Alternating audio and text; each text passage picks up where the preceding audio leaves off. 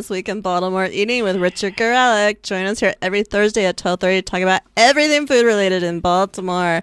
This Week in Baltimore Eating is brought to you by Eddie's of Roland Park, where they love unique produce as much as we do. Celebrate summer with champagne mangoes, pluots, pink lemons, and more. I don't know what a champagne mango is. Do I might go get one. And I also want to, I've never tried a pink lemon. It sounds like it would be grapefruity, but maybe I'm just judging based on its pinkness. Here I've got to go to the Kinko's in Charles Village. Yes. So maybe I'll go farther up the road and go to Eddie's of Roland Park. Maybe you will. I do like a good pluot, though. Pluots are a nice invention. What are they a combination of? Plum and apricot. Pluot. Right? Am I correct? Yes. I think I'm correct.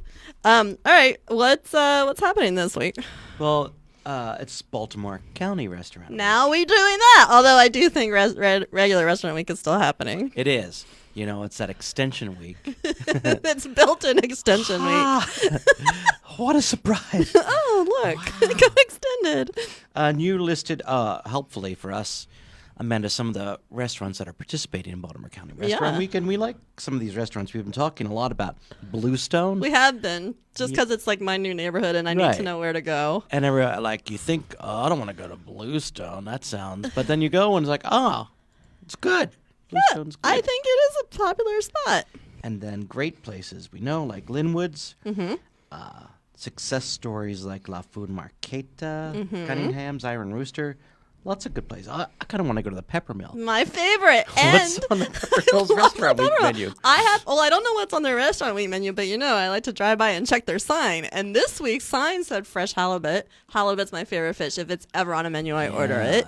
And the sign, there was a different sign for some caprese salad. So, done. Well, it's caprese season. It is I super get caprese. sort of snobby when I see a caprese on the menu in December. What's the tomato gonna be? What are you doing? It's gonna be inedible. What are you doing? But I love the liver and onions. I do too. At Peppermill. I think it's the best liver and onions in Maryland. I do. The McFall's Iron Horse Tavern is also on this list for County Restaurant Aren't you Week. going there for? And I'm gonna go there for breakfast on Saturday with my man Mark Gross. Hi, Mark.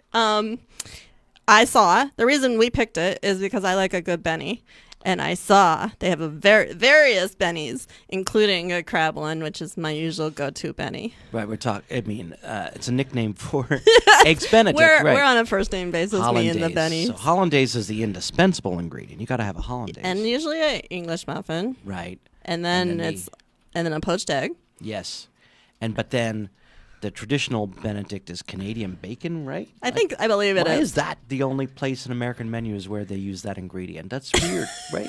Isn't nowhere else? I can't think of any place else where Canadian bacon is maybe a starring ingredient. Well, if it's named after Benedict? Well, no, he was American, right? I wonder. It's probably named after some restaurant owner or customer who.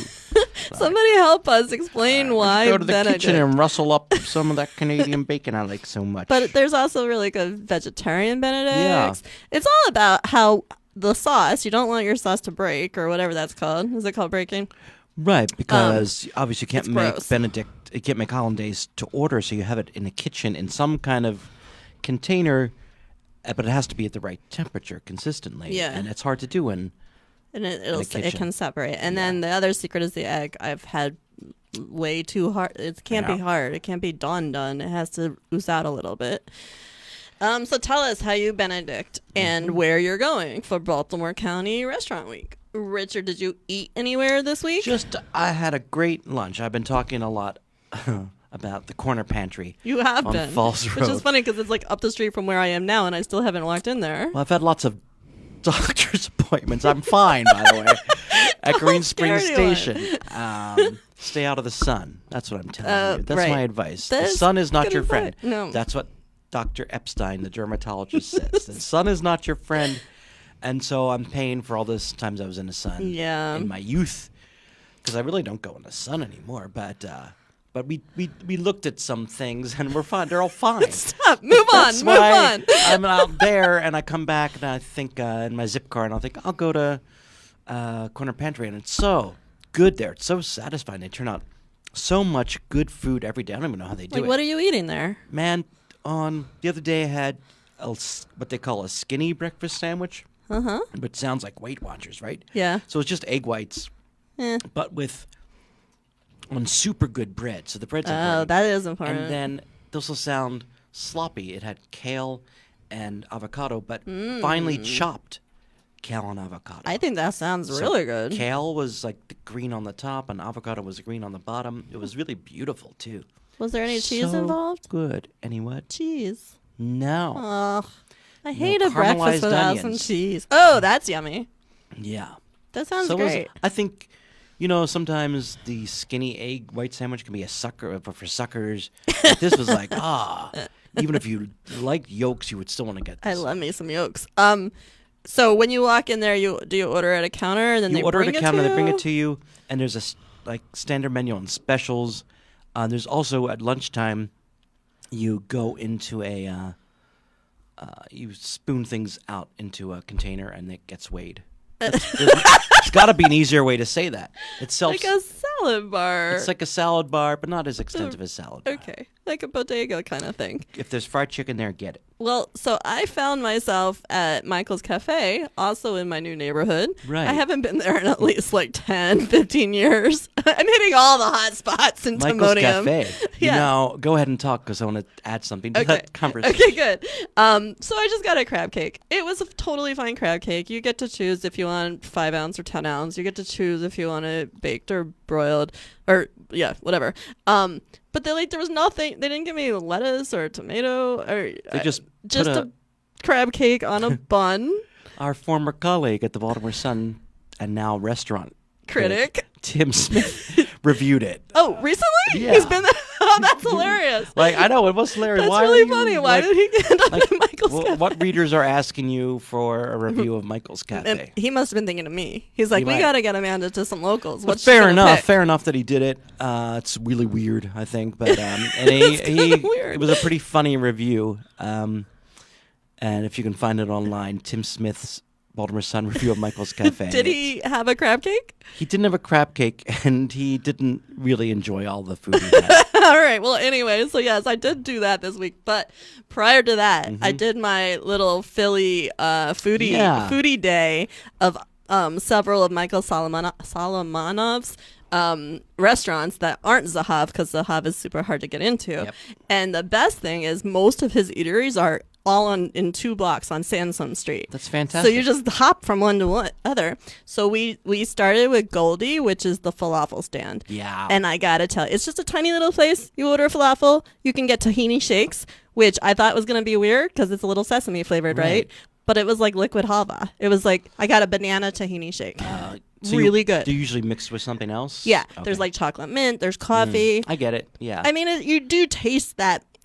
That sesame kind of pasty thing, but it was good. It was really good. I'm trying to understand the difference between the falafel that we get around here and then the falafel that is great. I don't know, but it was literally the best falafel I had in my life. And there's different sauces, like the different tahina, right? And they had levels of spice. So I did the plain one, the bland, but then it got heavier, spicier and spicier, so those might be like mind-blowing. But the pita is really, really good and soft and fresh baked. The balls were not gargantuan, but they were moist, good texture. Everything about this falafel was incredible. And then they also sold like bags of balls, so you could get like falafel with the sauce to go. Well, for sure, people that have been to Israel just talk so much about how different the falafel and a hummus is.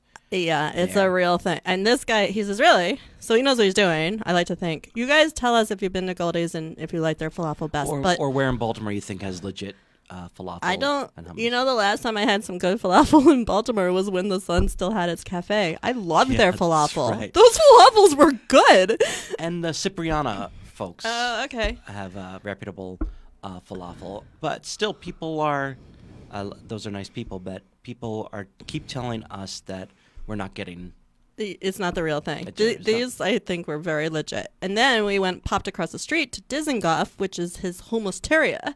So every day there's a variety. So they're hummus. Yeah. There's a variety of like 5 different hummuses. We got a plain one. We got those to go because we couldn't keep eating. We ate all day. I had some shakshuka for breakfast too, but that's just a given.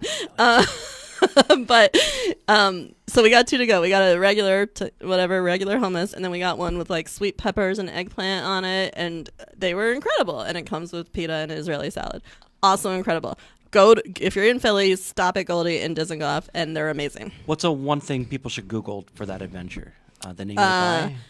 Probably Zahav Restaurant Group, Zahav. All right, that's good. Yeah, That's a good start. You can start with that, and you just go to all his places. He has a donut place too, but I haven't. It's just a donut. I don't know. Hey, if you just got here, you were watching This Week in Baltimore Eating with Richard Gorelick. It's me, which is brought to you by Eddie's of Roland Park. Get your grill on. Shop their ever-expanding selection of signature burgers, dry-rubbed fish, and marinated kebabs on Roland Avenue and North Charles Street in Baltimore. Be sure to comment, like, and share, and follow us at #JMoreEating.